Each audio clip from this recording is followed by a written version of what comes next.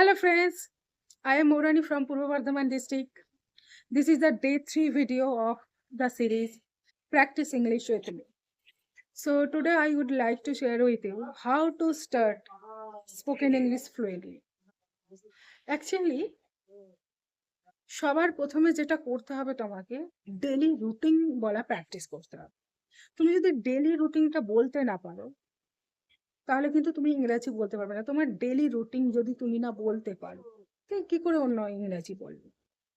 So you have to practice some sentences of the daily routine. সেটাকে তুমি ট্রান্সলেটই করো, মুখস্থই করো, তোমাকে করতে হবে 10-12টা sentence.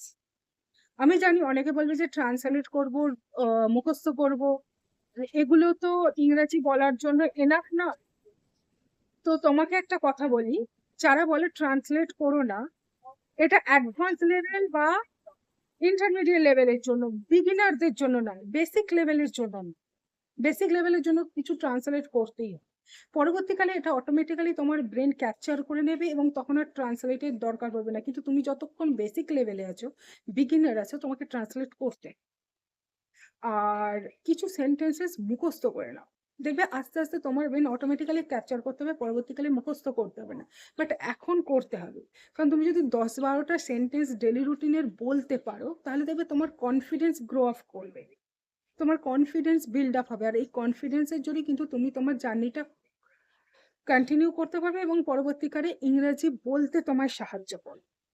So you have to speak in English fluently and effortlessly. If you want to speak in English fluently, you have to practice daily routine.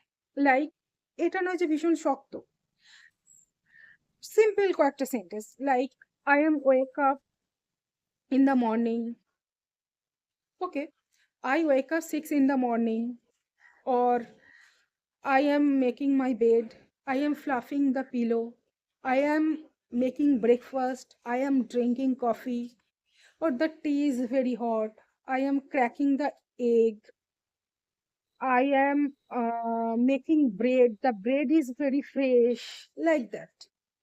Yeah, তুমি যদি exercise করো, I am jogging, I am doing exercise, then I am having my breakfast, like that. তো তোমাকে প্রত্যেক দিনের daily রুটিনটা কিন্তু ইংরেজিতে বলতে জানতেই হবে।